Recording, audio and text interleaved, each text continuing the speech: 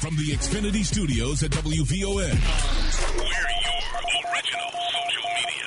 You're listening to Inspirational Perspective with Linal Harris on 1690, The Talk of Chicago.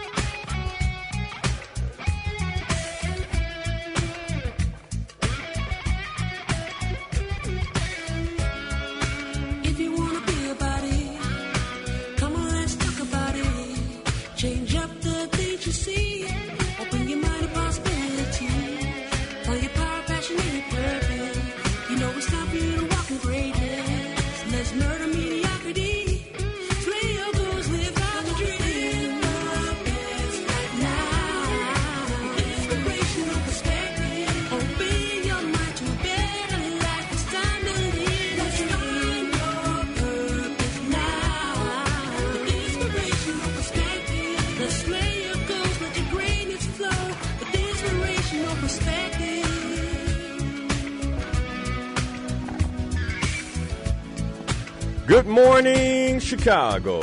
You're listening to Inspirational Perspective. I'm your host, Linal Harris, your very own life coach right here on WVON 1690 AM, The Talk of Chicago. Inspirational Perspective on your radio is all about murdering mediocrity and living the best life possible. So as I ask you every Sunday morning, are you living the best life possible? And this is the place to be to explore that possibility. Well, good Sunday morning, everyone. It's first Sunday in September 5th. And 2 days away from my mom's birthday, so that's definitely in my space. It has been in my space for most of the weekend.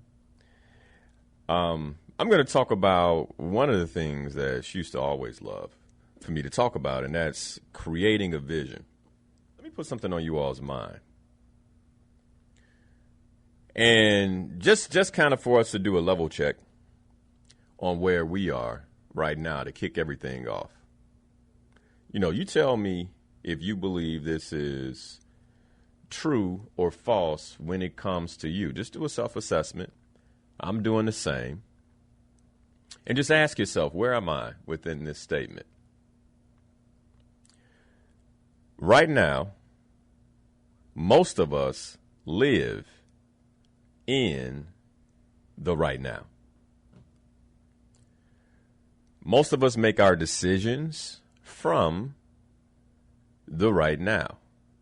And as a result, most of us are creating our lives from the place of right now. Now, just think about yourself, your life, your habits, your way of being, and just ask yourself, am I living a right now life? Let me give you some examples. If you have a commitment that you intend to keep, are you thinking about how you feel right now in contrast to the commitment? So you know what there is for you to do. You've already created the personal intention. But what's happening is how you feel right now is getting in the way. Most of us live in the right now. There's things you want to create, places that you want to go, that your way of being right now may be hindering. And I'm not talking in this very moment. I'm talking about when it really matters. When you're making the critical decision. Many of us have health and well-being goals. We wake up Monday morning, and this Monday is a holiday, but most Mondays aren't. We say, this Monday, I'm going to the gym for the first time. The alarm goes off, and I don't feel like it right now. Right now, in this moment.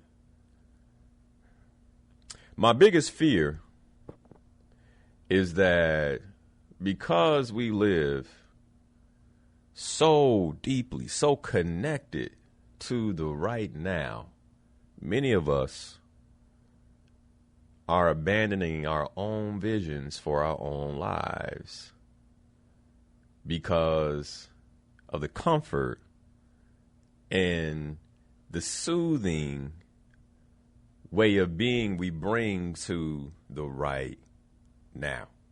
Right now.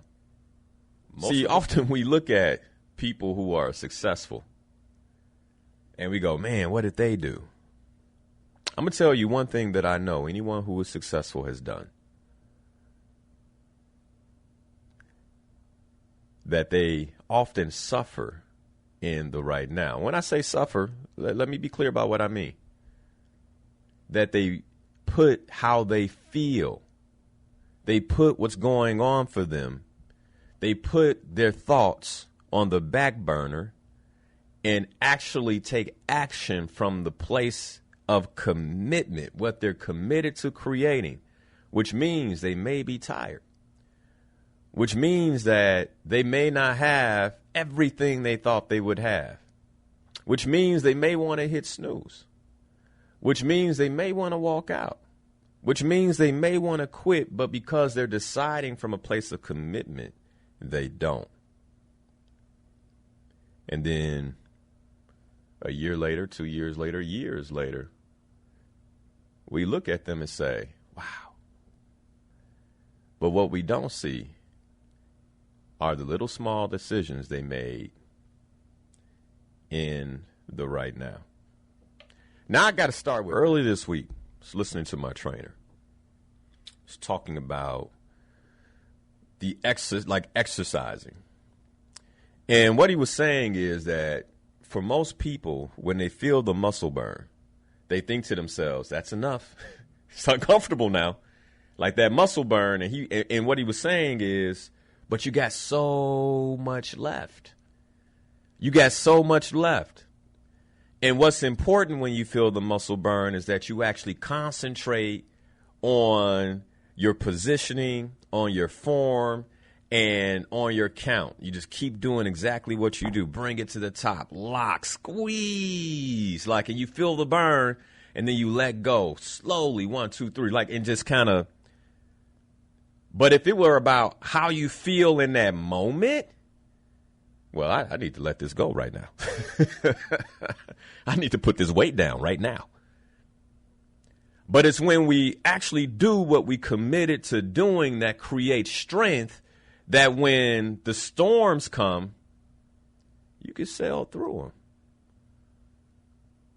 Because you're used to being uncomfortable.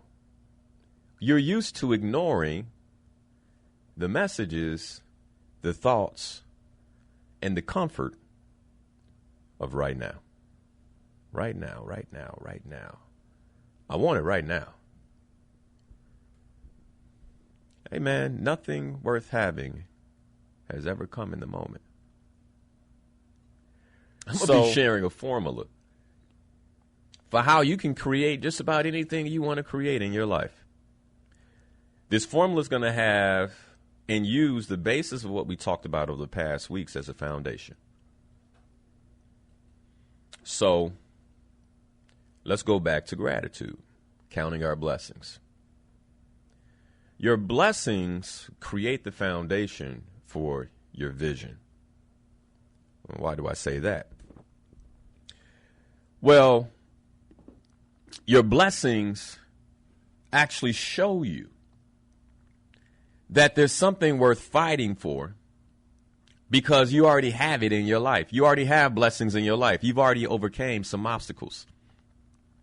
And so in many ways, your blessings serve as pillars of faith. Last week, we talked about worrying about how. And so your blessings become pillars of faith. And what I mean by pillars of faith is when you feel like what's happening right now isn't working, or when you are crafting the vision and you're tired. When you get present to your blessings, these are the pillars of faith. This is what actually allows you to keep forging forward no matter how you feel, because you know, hey, the blessings I have right now came from forging ahead when I didn't feel like it in those moments. And I don't feel like it right now, but I'm present to the many blessings that I have and how those blessings even came. And so I'll lean on these pillars of faith to remain committed to my vision for the future. See, this is one of the reasons I believe we don't actually take committed action in the right now, because there's a part of us that doesn't really deeply believe. There's a part of us where our faith is waning. Because if I really believed that this action would matter, I'd take it. Or there's something else, and this is something I've been very aware of since my mom passed away. Like this sense of urgency. I can't necessarily explain it. But the sense of urgency that life is short. It's like a vapor, man. We're here, we're gone. And I'm beginning to wonder if there's something in this spiritual journey that requires that we pay the rent for being here. Here's what I mean by paying the rent for being here. Like, life is a gift. And so I believe that part of acting on this gift is giving back to others, giving back to our community in a way that because I was here, people's lives are better. People's lives transform. There's an impact. That's me paying my rent for being. And what vision does, if blessings create the foundation and they become the pillars of faith, right? This is why we have to practice gratitude, right? If that's what those are, and if leaping, we talked about leaping last week, right? Not worrying about how is the act of leaping, the act of faith. Then what vision does, vision allows us to actually stand and create in faith. Because once you create a vision, you now know what's possible. Let me say that again. Once you create your vision, like once you create a vision for your life, you now know what's possible. How do we know what's possible? Because no man is given an idea on which he cannot create. Like the Creator won't do that to you. Creator won't put something in your head that you can't create. Now, I didn't say it was going to be easy, but he just won't put something in your mind. He won't put something in your heart that you cannot create. He just won't do that to you. So now we've come to these conclusions. What do we do? Well, how do we create? How do we create? Right now, my son, he's in foundational learning. He's 4 years old. My wife took him for an assessment yesterday just to see where he's at in his learning. And what I'm really aware of is the focus that on an academic level that's put on reading, understanding the phonetic terms of the alphabet, numbers, the order of the numbers and how they work. My wife was like, yeah, man, he, 1 through 10, but then, during assessment, they said he knows how to get to 20, but it's weak. Like it needs to be solidified. Case in point, this morning, somebody might know how to create a vision, but it needs to be solidified. Like, because, once you get to 11, like my son, you like 11, 12, 13, but like you're not, like you like, I think this is right, but I'm not sure. 14, 15 is next, 16, and we all were there at some point with numbers. And then here we go. Now you want to create something. And many of us, when it comes to creating powerfully in our lives, no different than my son. You get to 11 and you're like, okay, what's next? And it's okay, because there'll come a day where, he'll go to 100 without thinking about it. I mean, he can go to 100 looking at him, but you can't go to 100 not looking at him. But anyway, we put all this focus on academic learning. And I was talking about this last week. You have, K through 12. And then after K through 12, you have college. And if you really want to go to the next level, then you go to graduate school, right? For 2 years or 4 years to get a master's or doctor's, respectively. And you can go through all that schooling, and they never really tell you what to do to powerfully create your life. They don't talk about that. As a matter of fact, as far as they take any young person is, what do you want to be? Which is really another question of, how do you want to fit into this wheel of society? How do you want to fit in? And that's about it. That's about it. And then once you know what you want to be or how you want to fit in, they say, all right, that's your vision for your life. Whew. And most of us know that's not it, which is why we have these empty feelings, man. And in many ways, we struggle with feeling fully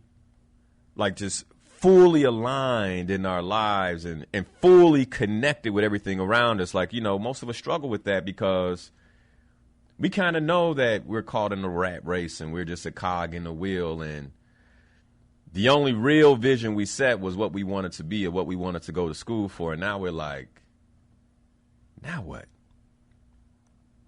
But Slay Your Goals members, if you're watching, you want to go to the How to Take Control of Your Life framework you can follow.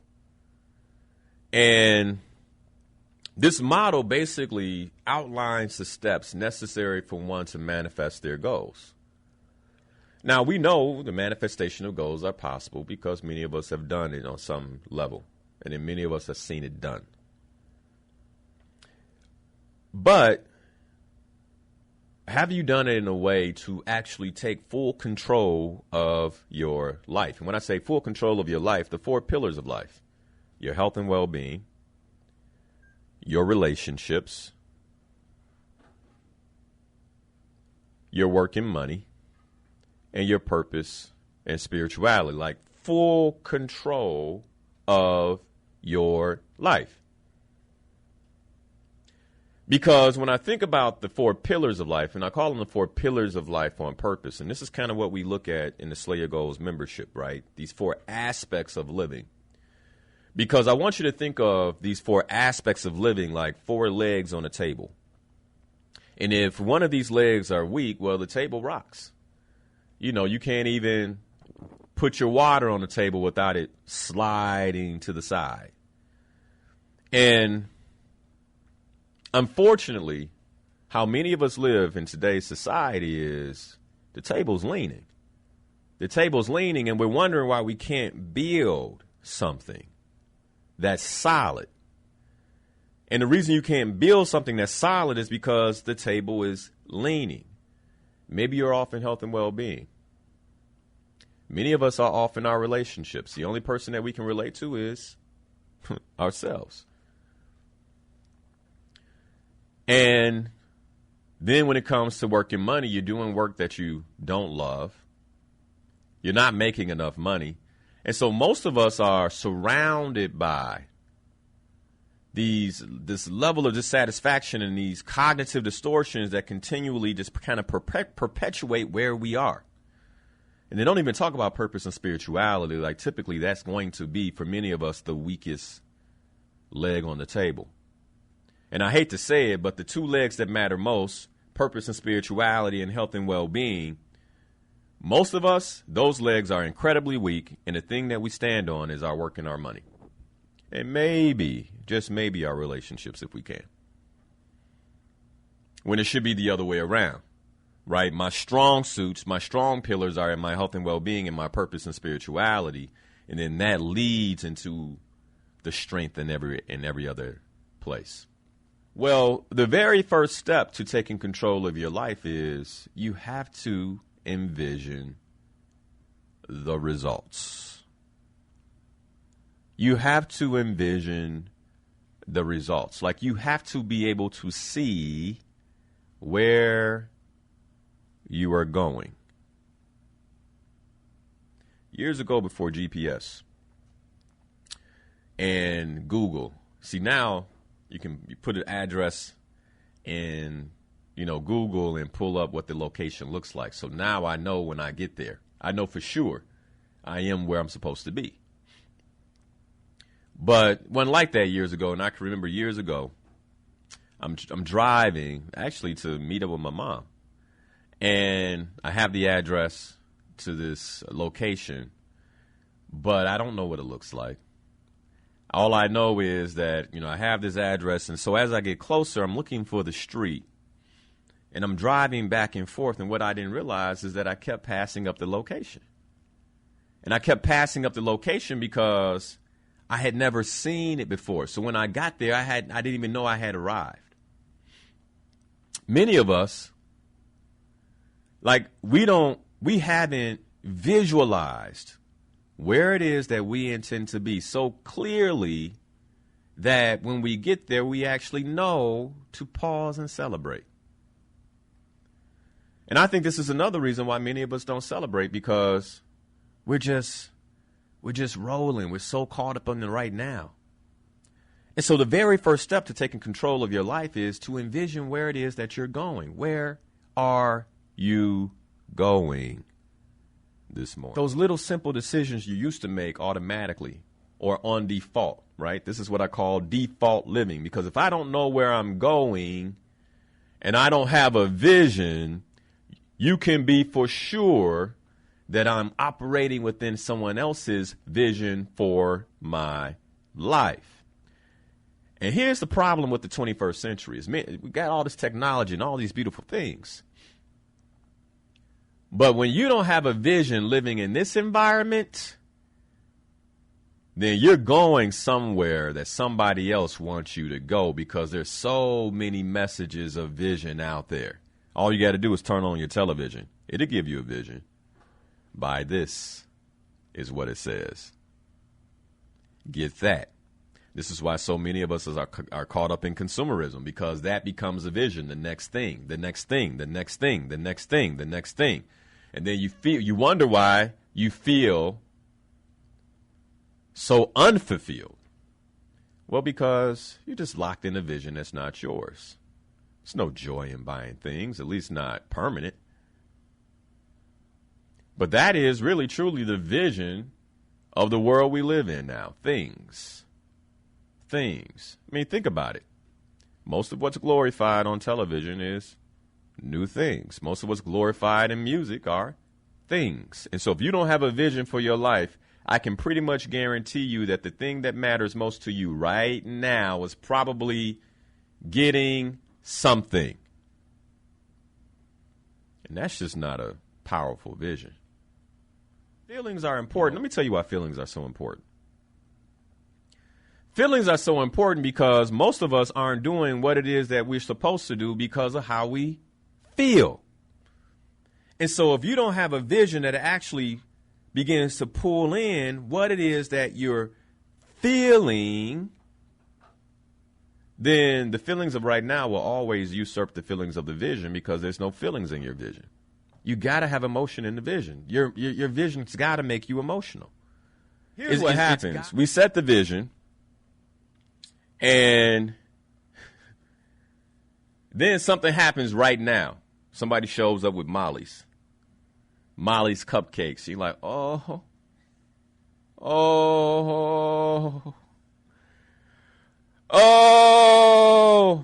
right? This is what sugar make people do. This is how you know it's a drug, man. Oh, Lord. Girl, you know, I'm on a diet.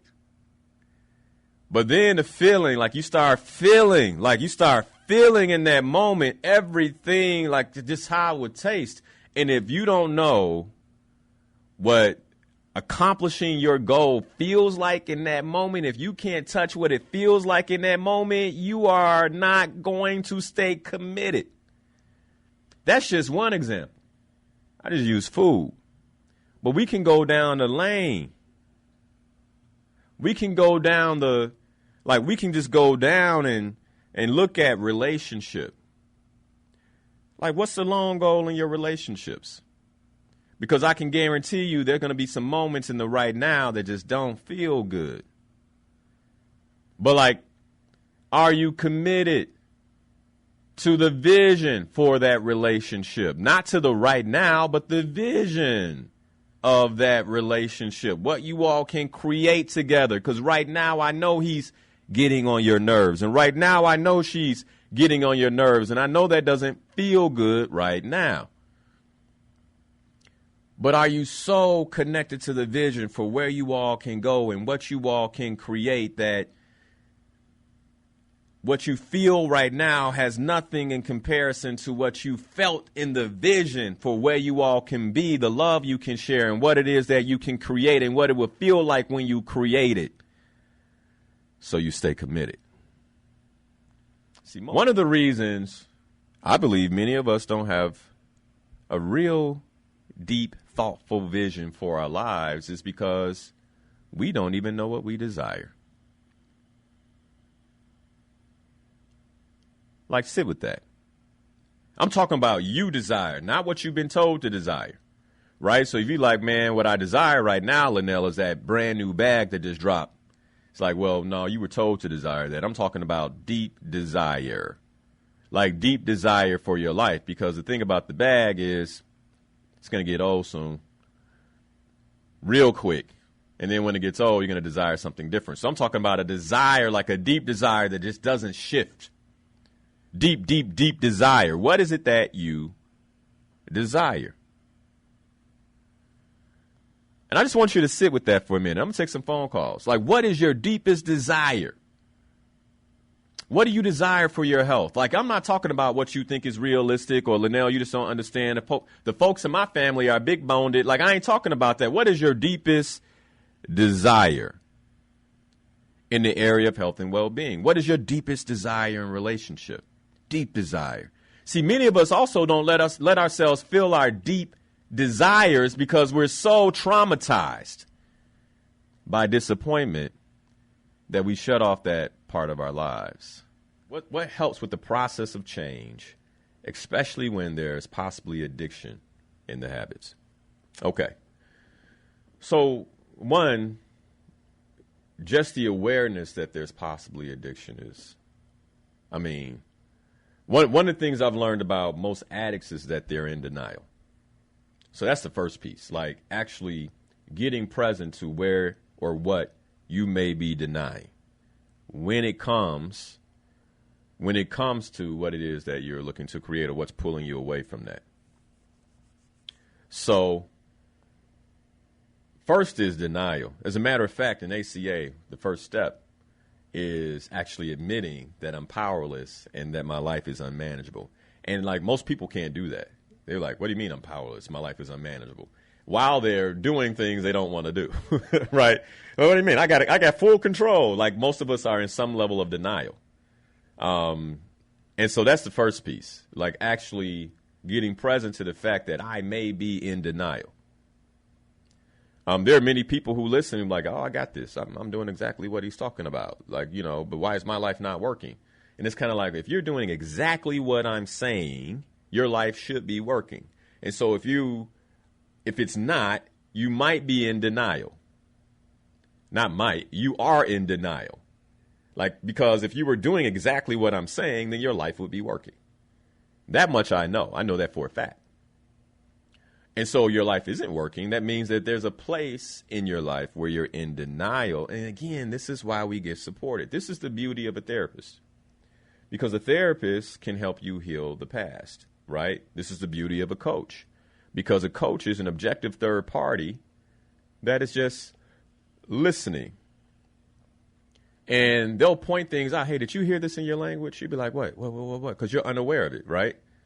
Well, what do you mean? Man, there's a lot of doubt in your language. Really? Doubt in my language? And so then you begin to see, like, man, there are elements of doubt that I hadn't even distinguished within myself. And most of the things we're most triggered by in other people are the things that we're dealing with. The things that we cannot be within ourselves. So here's another way to really watch out for what you need to work on. The next time somebody does something and it really bothers you, I mean, it just gets underneath your skin, consider that you do it. And that's why it gets under your skin, because it's a behavior that you just can't be within yourself. And that's why you can't be with it in anybody else. Only you can perpetrate that type of selfishness. Only you can perpetrate that level of inconsideration. Only you can do those things. And what happens is we completely deny. I don't do anything like that. A person can't even tell you. Well, no, I don't. It's like, well, but you do. You're in denial. And that's the tough part about addiction. Most of us are in denial. If that is the case, then, and he'll never leave me nor forsake me, then we should be using the word we, not just I. You just said something. Can I just pick it apart real quick? Yeah, go ahead. He will never leave me or forsake me. Most people don't understand that the leave is physical and the forsake is emotional. Yeah. And see, I keep talking about these emotions. That's why I want to pick that apart real quick. I keep talking about these emotions and how we act from emotions. And I love that you said that, because this morning somebody might feel forsaken. And they're like, how can you even talk about vision? Because they feel forsaken. And the place that you have to check in is with the Creator, because he can heal that. Because as Cuz just said, he will never leave you. That's physical, right? Yeah. Or forsake you. That's emotional. All right, keep going. Sorry about that. Yeah. No worries, no worries. But with that, man, that's why I started practicing. My spiritual mentor, my spiritual father, man, he started teaching me how to use the word we. Mm-hmm. You know what I'm saying? Mm-hmm. And people will say, why do you say we? And because of those just statements I made. Right. He'll never leave me nor forsake me. Yeah. So with that, when we start saying the word I and this, that, and the other, you've taken removed God out of your life. Does that make sense? It does make sense. Yep. And so the scripture of Jeremiah 29:11 says, I know the plan that I have for you. But the thing is, what we do, we should just walk around with construction hats on because we still get knocked upside the head. Now, I'm going to share with you this. If we find ourselves repeating the same thing in life, that means you haven't passed the test that God has had for you. That's real. Because if you think about it, if you're in school, that's real. Like you were talking about your son earlier today. Mm-hmm. If he doesn't pass what he needs to do, they're not just going to move him to the next grade. Yeah, you got to repeat it. Exactly. Yep. And the same way with life. You know what I'm saying? And just because we may be going through something, it doesn't mean, and you don't hear God's voice at the time, that means you're taking a test. Yep. Think about when we was in school. And now, when we was in school, what happened? The teacher was in the room with you while you were taking the test. He or she just couldn't say nothing during that time. Yep. Or wouldn't say anything. Right. Yeah. Exactly. Yeah. Exactly. And so we have to really use that. And you were saying earlier also on how to, what our lives that we have planned, what we want to do and what we don't know what success feels like. So we'll keep going, things of that nature, which is very true. But also when we, how should I say, neglects God's plan for us, then we won't know the plan that we have or what we need to do. That's real. That's good, man. You know what I'm saying? I want to talk about trauma because when you think about our community, most of us have gone through some level of trauma. And I say most of us, and then there's going to be another fraction of us that says, I haven't been traumatized, and we are in denial of the trauma. And there's something about trauma. Well, let's put it like this. I'm going to back up a little bit. And like, man, write this down. I want you to really think on this because this can free somebody. As human beings, we see the world through lenses. The lens that I see the world through is different than the lens that Ide, he's in the studio, y'all give him a shout out. Ide sees the world through. I'm 45 years old. Ide, how old are you again? 25. This weekend, you got next weekend. What day? The 10th? Happy birthday, bro. All right, my man. Okay. So you'll be 25 on the 10th. 26, my bad. 26 on the 10th. All right, so the world that I see is different than the world that Ade sees. We wear different lenses. All right. No different than the world that my wife sees. She wears a different lens. And that lens is based on the experiences that we've had in life. Our upbringing, how our parents parented us, all of these things create the lens, okay? So I'm going to use my wife and I for a moment. Let's say that my experiences in my life have created a blue lens. So because of how I see the world and because of my experiences, everything that goes on in my life is tinted blue, okay? I navigated through the blue because that's how I see the world. And then let's take my wife, and she has a red lens. Because of her experiences, how she grew up, and the things that have happened to her, she sees the light, her world through red. Well, and this is where what happens in a lot of marriages. This is why there's trouble in most relationships. Because I see the world from blue. My wife and I are walking, we're holding hands, and I look up at the sun, and I say, look how vibrant and green the sun is today, honey, right? Because I'm looking through blue lenses, yellow sun, y'all get it, you know? Look how vibrant and green the sun is today. Can you feel its warmth in the green rays? My wife will look at me. Now, mind you, we were just holding hands a moment ago, right? She might pull her hand out of my hand now and think, what is wrong with this man? And then she says to me, honey, are you okay? I'm good. Why you ask? Why did you take your hand away from my hand? Well, because you said the sun was green. And the sun isn't green. It's orange. Because she has red lenses. Well, whatever do you mean, wife? So here it is. We were just walking together. Had a beautiful moment, and I shared my perspective because my perspective comes from my lens. I share my perspective, and it is foreign to her. She can't even make sense of it because her lenses are red, and she sees my perspective, and she goes, it's got to be orange. And so instead of asking, well, why do you see it this way? And what about the sun, or what about this experience makes the sun green for you? Like trying to understand me, we have conflict. So that's number one, right? This is how our experiences, in many ways, begin to manipulate and contract in on our relationships, our lenses. That's one. If you're married, I hope you get this. Because this is why we got to sometimes sit back and just kind of listen. Like, what's going on over there for real? Okay? So that's just experiences. Now, then you lay on trauma, which most of us have undergone in some capacity, some level of trauma.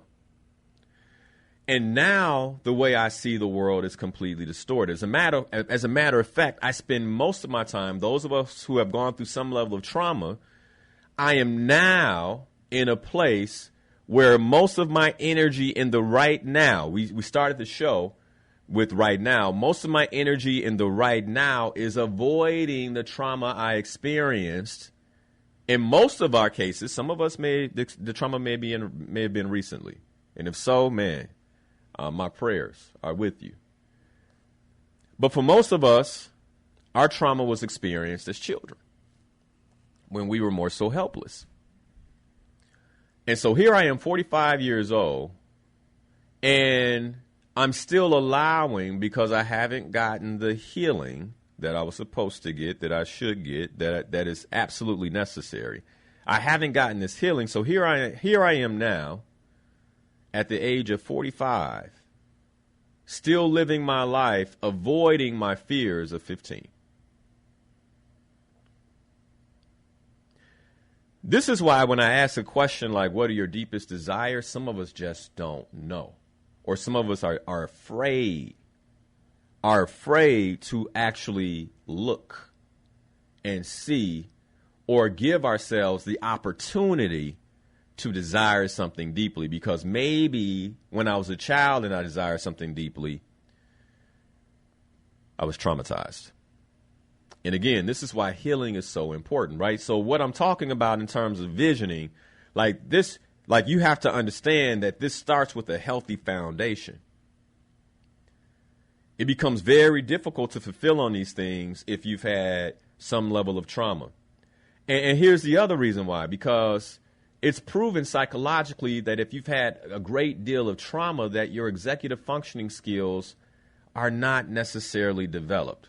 What are your executive functioning skills? Your planning skills. Your planning for the future skills.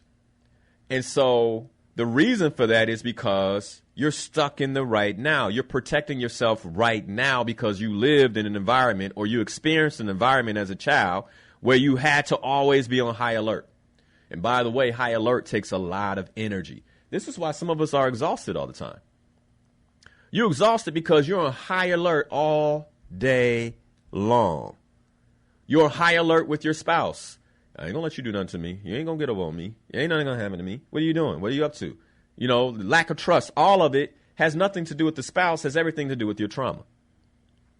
And then that high alert drives cortisone in the body that causes health and wellness issues. So now you're heavier or obese or whatever it is as a result of the trauma. Like this, we've got to understand that there's a root to everything.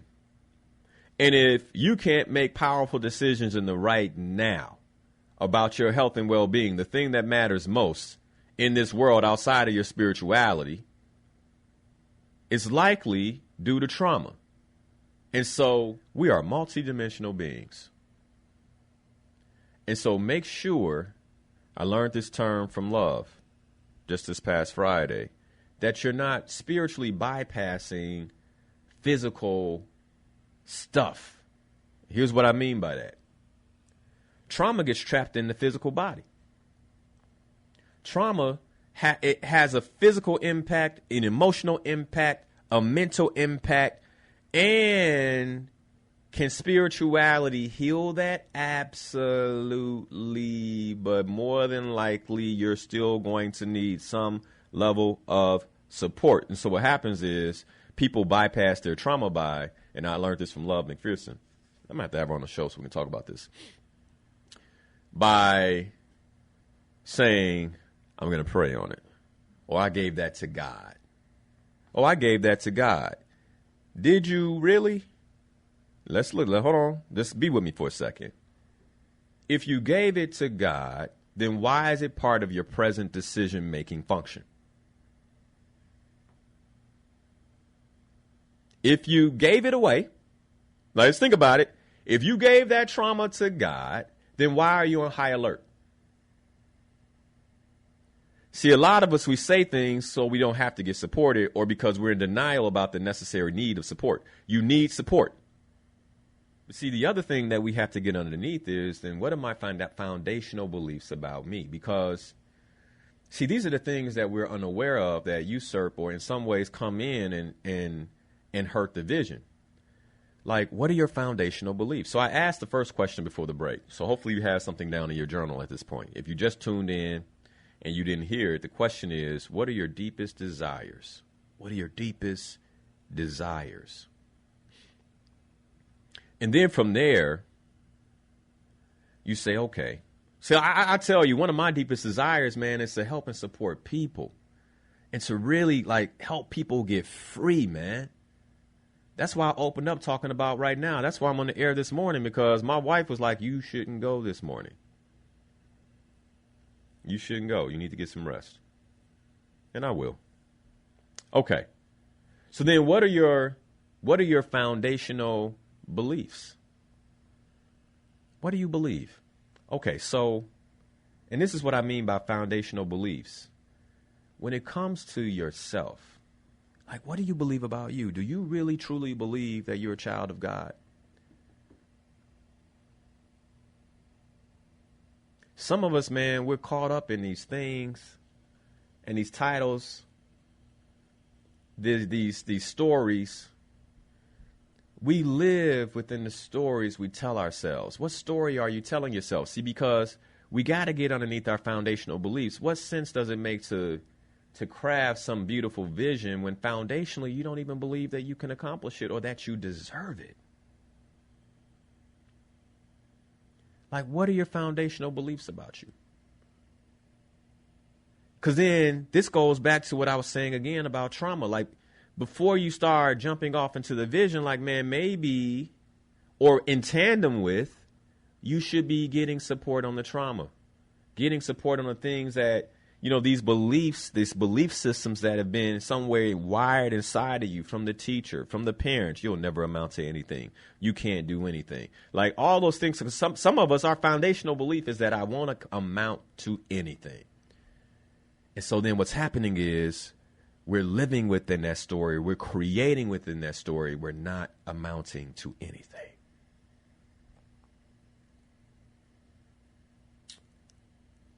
And so when it comes to crafting a powerful vision, you have to understand, like, what is it that I really believe? You all know that I believe I'm a child of God. Like, that's a foundational belief. You all know I believe that God is the creator of all things. That is a foundational belief. And because God is the creator of all things and I have a piece of him inside of me, that makes me a micro-creator, which means I can create in this earth realm in a powerful way. That is a foundational belief. And so because of that, I believe I have access to anything that I desire within his will. I believe that. So that's why I go off and create so powerfully. Then you begin to ask yourself, okay, then what is the epitome of health? See, because the way the Creator loves us, he doesn't just love you so that you exist. He loves you so that you are just powerfully persisting on every level of life. Every level in every pillar. So then you begin to ask yourself, as you create this vision, well, what is the epitome of health and well-being? Like in my life, what would the epitome of health and well-being actually look like? And then when you envision it, you begin to create it.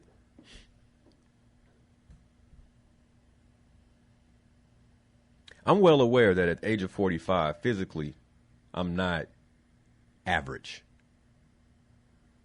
I'm aware of it. Why? And when I say that I'm not average, I know I'm above average for 45-year-olds. I'm above average physically. I know that. But how was I able to create this? I was able to create it because I had a deep desire, first and foremost. I was sharing with one of my clients, my deep desire is, I'm an older father. My son's 4 years old. I'm 45 years old. My deep desire is that I can move with him when he becomes a teenager. I can move with him. I can play with him. I can bang with him in many ways, right? wrestle him. Whatever it is that he desires to do, I can do those things. I have a deep desire to be, a physically involved parent, not to be the parent on the sidelines. A deep desire. So then for me, the epitome of health and well-being is to be functional, to be pain-free, to be healthy, to be strong. So what happens on Monday mornings when the alarm goes off is not about what I feel right now. Oh, right now, snooze will be so nice. No, what it is I'm connected to the vision I have for my life and the connection I have with my son 10 years from now. And I know that requires for me to get up. Got to get up. What represents the epitome of love and connection for you? See, many of us, we don't believe that we can have it because we've never seen it. Or we've never experienced it. And here's the beauty. This is the ability that God gave us. You don't have to have really seen it or been around it to actually visualize it. There's enough movies about folks being in love that you can actually visualize what it may be like. By the way, movies don't always capture all of a relationship. I always crack up because he saves the girl. They had that long kiss at the end. She looks at him in his eyes, and she's like, I love you. I love you, too. And the credits start to come up, and I'm like, but what happened at year 10 of marriage? That same woman he saved to be like, you don't care about me? You forgot my birthday. It's like, what happened then? What's real life? But y'all get it. What's the epitome of love and connection for you? See, the thing about work, this is where the real act of faith is. Like, what represents the epitome of your life's work? Like, put the money to the side for a second. Take the money out of it. Because something about money, man, just clouds up the vision. Like, what's your work? What's your work? Like, is one of your foundational beliefs that God is your source? That he will take care of you? See, because without that foundational belief, that might be why you're suffering every day. And when I mean suffering, man, some of us are suffering every day. Going to work 8 hours a day. See, it comes back, man. We are multifaceted, multidimensional beings. You can't get your health right because you're suffering at work every day. And so lunch is the only relief you have. And so it becomes eating things that you're not supposed to eat. You're in a nasty cycle. And you got to take the leap at work or take the leap from work, from the current work you're doing to be able to actually powerfully move forward in the other pillars of your life. Linal, I got to survive. I got to survive. You don't understand. Well, it comes back down to your foundational beliefs. Do you believe that God has your back? And then if you move with his timing, everything's going to be okay. What's the epitome of your financial success, like financial desires?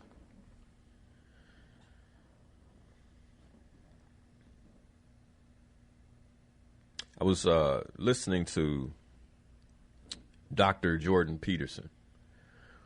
He was talking about how, like, once you make a certain amount of money, the quality of life doesn't necessarily get better. You just make more money. And the reason why people continue to work hard and things like that is because they just enjoy the work. But the quality of your life, and of course, there's there's levels to this, right? The quality of a billionaire's life, they're at choice in terms of what they want to do, okay?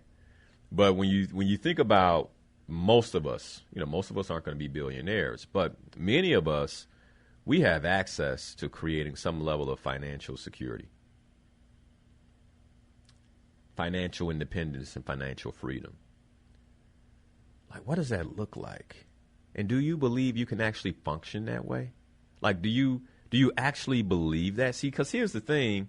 It doesn't make sense to create a vision in a place where the foundational belief doesn't support it. What about your spiritual journey? I was talking to my brother, yesterday or the day before yesterday. And I was just telling him, I'm like, man, and I don't know if he does already, but I was just telling him, like, you got to pray for your son. You got to pray over your son, because we're fighting a multidimensional battle. Like, you're not just fighting on one front. You're not fighting on a physical front. You're fighting on a spiritual front. Anybody with children, I need you to hear me on this. I'm starting to understand why there's so much resistance to today's show. I'm starting to get it now.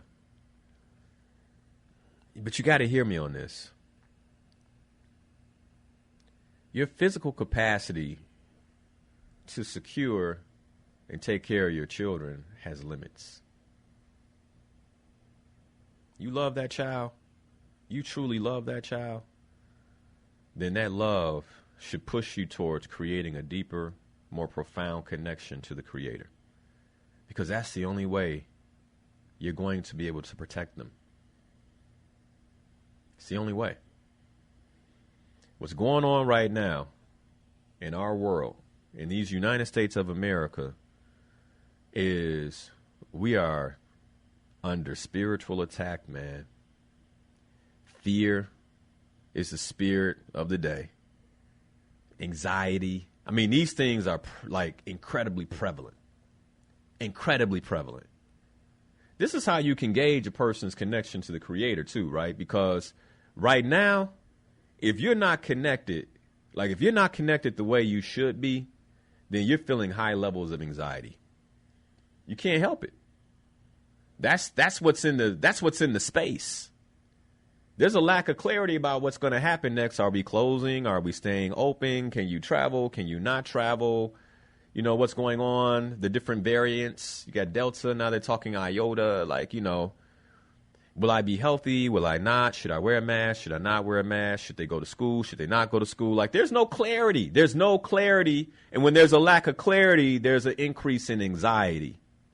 And if you're waiting on the mayor, if you're waiting on the governor, if you're waiting on the president to get clear, you're in trouble. You better lean on the Creator. You better lean on God for what you're supposed to do. I've had people call, Linal, what do you think about this vaccine? Should I or shouldn't I? Man, you better get that answer for yourself. I can't tell you what you're supposed to do and what you're not supposed to do. You better get connected and ask that question of the Creator. And somebody right now is saying, well, it's a no-brainer. You should. And somebody else is saying it's a no-brainer. You shouldn't. That's why you don't listen to anybody but your God. As I'm connected to the Creator, and I began to craft out my life's vision, then what happens is the vision becomes the place that I act from. So now I'm clear on where I'm going. I'm clear on my destination. And so no matter what I run into, I know my direction because I'm clear on my destination. Just because you run into traffic, the destination doesn't change. You may take a detour to get where you're going, but the destination doesn't change, and that's the beauty of vision. Consider that in 2020, 2021, we just ran into traffic. But what happens is if you don't really know where you're going, a lot of people just stop the car, turn around. But if you know where you're going, you're like, well, I guess we're sitting in traffic. Because I'm going to get here. I'm going where I'm going. I'm going to get where I'm supposed to go. And that's the beauty of vision. Vision locks in for you what is next and what it is that you should be doing day to day? Vision helps you address the right now. And you got to craft your own vision. Otherwise, you'll be told your vision. You guys have heard this plenty of times. Many of us are working in places where we're fulfilling on someone else's vision. We spend most of our days fulfilling on someone else's vision. And part of the reason for that is because you don't have your own. Your freedom might be just in first crafting your own vision, and then you can be freed of someone else's vision. All right. But then you have those, you have a vision. You like, Linal, God's been good to me. I'm clear on my vision. I've been taking action. Not perfect, but I'm making progress. That's all that it requires. My question to you, how does fulfilling on your life's vision support your life's purpose? Because some of us, we might have a vision. You're like, man, I'm going to make a lot of money. And I already got the steps, Linal. I already got the business. It's taking off. It's beautiful. Thank you. This is great talk. Great talk. Okay, good. How does fulfilling on your life's vision support you in fulfilling on your life's purpose? And then here's the real big question. Because once you distinguish that, we're back to taking the leap. You don't worry about how. You got to ask yourself, okay, now that I know where I'm going, what actions will I take? What actions will I take? So you heard a lot this morning. I talked to a lot of different people. Talked to maybe those who have no vision. Identified that trauma in many ways has ruled your life and you're ready now. Maybe the vision might just be becoming whole and healed. And here's the thing about vision, like once you achieve it, that becomes the blessing, the foundational pillar. We talked about that. That becomes the blessing that you build more on. Because there's levels to this. And so wherever you are, what actions will you take? For some, the big action might just be picking up the phone and calling the therapist. You've been like, I was going to do it. I was going to do it last week. And by the way, I was at a point in my life where I understand how much resistance comes with that. Where making that phone call was difficult. I've been there. For others, it may be just really getting underneath why certain pillars in your life are not operating in a strong and functional, powerful way. Maybe that pillar for you is health and well-being. Maybe it's your relationship. You're like, I need to craft a new vision for my relationship. Maybe it's your work. Maybe it's your finances. Maybe it's your spiritual connection. Whatever that might be. You got it. What action will you take? What action will you take this morning? I'm not asking you for a full action plan. Like, what's the first step? What's the first step? Let's worry about that. And then you take that step and you practice awareness for the next step. Align with the direction, align with the vision, and then you take that step. We don't worry about how we're going to get where we're going. It's just one step at a time, one day at a time, one step at a time. And what I can tell you, because the Creator's done this for me, is when you craft your life that way, that level of discipline, that level of awareness, you look up a year later and you go, oh my, I got a lot to be grateful for. I've come a long way. Look at what God has done for me. And then you got a new foundation to build on. And you keep going. And you look back and you say, oh my, look at all these blessings. Look at what God has done for me. And you got more to build on. And the blessings are just about impact. The blessings are no more than the storage or the storage holes or the storehouses that are set up so that you can powerfully give to others through your purpose.